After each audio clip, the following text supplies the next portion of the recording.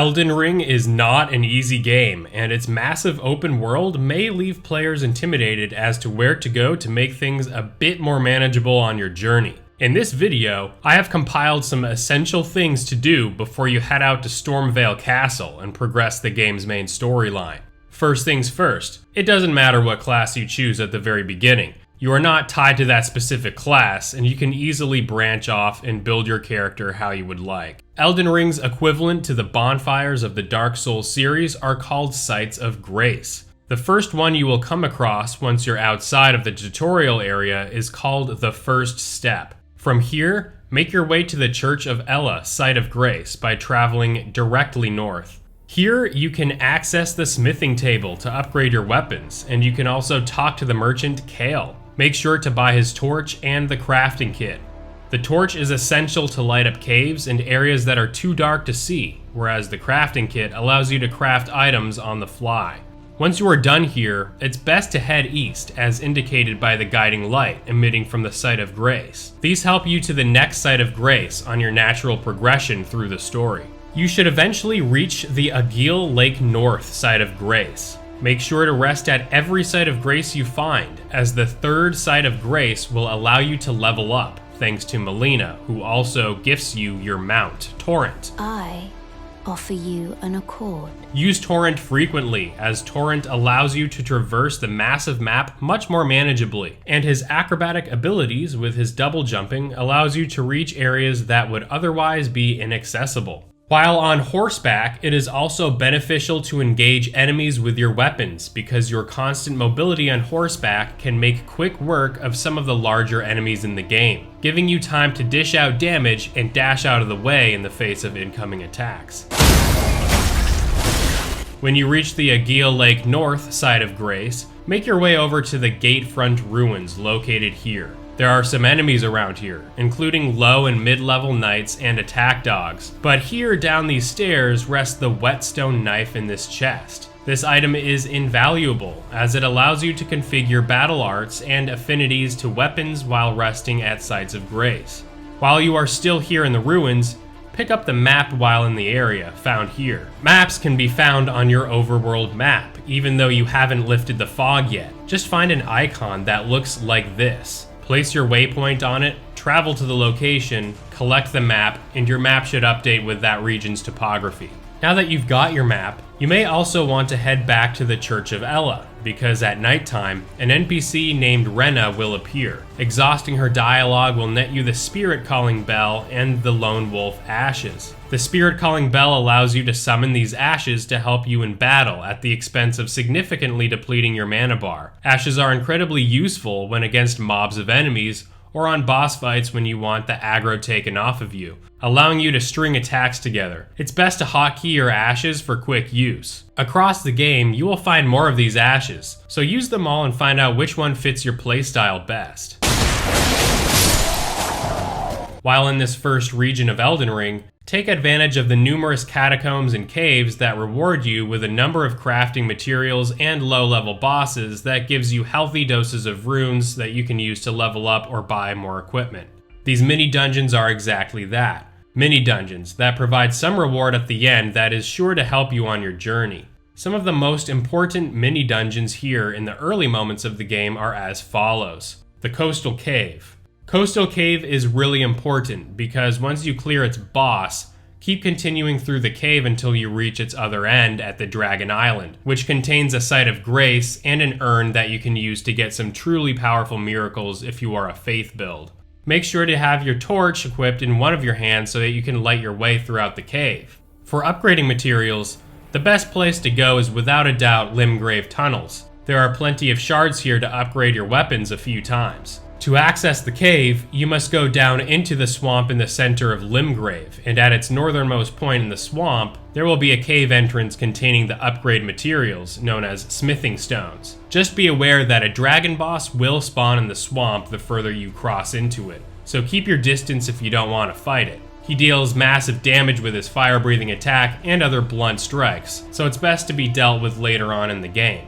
If, however, you wanted an easy strategy to take him down, stick around with me towards the end of the video, where I find an easy way to cheese this guy. With enough smithing stones in hand, travel back to the Church of Ella and upgrade your gear at the smithing table. Another few mini-dungeons worth mention is Merckwater Cave, located at the swamp we were just at, but take the river that cuts north a bit to find the entrance to Merckwater Cave. On your way here, you are going to get invaded by an NPC, who is tough as hell, but after a short while of battle, a friendly NPC will spawn in and help you take down the invader. Make sure your friendly NPC takes the bulk of the aggro, because this invader doesn't mess around. Once you fell the invader, continue tracking north, and on your left will be the Merckwater Cave. If you are a fan of the Dark Souls series, this cave is a must-do. You'll know why once you reach the end of this cave, trust me. After you are done here, continue trekking north along the same river, and you will eventually find the Merckwater Catacombs. The boss at the end of the catacombs is a bit challenging earlier on, so I recommend playing cooperatively with NPCs or humans if you have the means to do so. In order to play co-op online, you must use an item called Furl Calling Finger Remedy, an item that allows you to use summon signs in the area. After using the item, simply walk over to an orange summon sign to call in a human or NPC to help you with the fight. I also recommend placing your summon sign down in front of a boss door to get a preview of the boss before you attempt it, giving you time to familiarize yourself with the fight before you attempt to do it in your world. In order to put your sign down to help other players, make sure you're connected to the internet and use the Tarnished Furled Finger item. It may also be beneficial to hotkey this item. If you feel like your health flasks or mana flasks are running low and you want to upgrade their count, then simply just travel to Aguil Lake north side of Grace and travel through the road facing north until you get to the checkpoint at Stormgate. Feel free to kill these enemies along the way if you have leveled up and feel comfortable. If not, simply charge past them. Upon exiting the choke point, a short distance further north of the path and to your right will be a golden tree containing the item Golden Seed. These golden seeds can be used at a site of grace to increase the number of flasks you have. Keep an eye out for the golden trees across your playthrough to keep adding to your stock. In addition, you can find sacred tears, items that can be found at various churches throughout Elden Ring. Sacred tears are used to increase the potency of your flasks, restoring more health or mana with each upgrade. The first sacred tier you are likely to reach is at the Third Church of America. You can find it right here. If you are looking to expand your spells, Sorcerers Selling can be found at the Waypoint Ruins. Once you make your way to the ruins, find the stairs leading to the cellar and be prepared to fight Pumpkinhead. The fight isn't too difficult, just make sure you attack the boss while staying to its side or behind it, as it likes to keep its head to the ground, nullifying your damage. Once destroyed, head through the cellar door and you will find Sorcerers Selling. Now, congratulations for making it to the end of the video.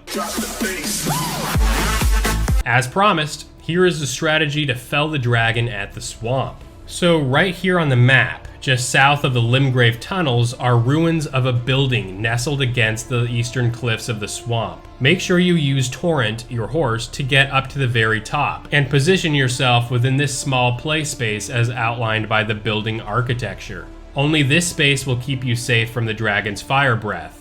But before we start the fight, we need to make sure that you have a bow and some arrows. If your class didn't give you a bow and arrow to start with, make sure you visit the merchant just southeast of the coastal cave. Once here, buy the short bow and about 100 arrows just to be sure. The merchant at the Church of Ella also has arrows too. Make sure to equip your bow and arrows and head out to the swamp on horseback to trigger the dragon encounter. Make sure you kite the dragon towards the eastern ruin structure discussed earlier, using Torrent's double jump to reach the top safe area. From here, the dragon's breath won't hit you, so keep firing arrows at it to deplete its health bar. Once the dragon starts breathing fire, it may move around a bit to get a better angle, but don't worry, its fire breath won't be able to reach you at this position. After around 70 or more arrows, the dragon should go down. Now, you won't have to worry anymore about that pesky dragon spoiling your pillaging of the swamp. I hope you found the information helpful in this video. This is just the beginning of a huge game, but the tips in this video should set you up for a good journey throughout Elden Ring's massive world. If you have any tips of your own in the early game, feel free to share them in the comments below. Also, please be sure to like the video so we can get this video out to as many people as possible wanting assistance with the game. Subscribe for more Elden Ring content and other content about video games as I cover all the latest releases. Until next time, enjoy your journey through Elden Ring.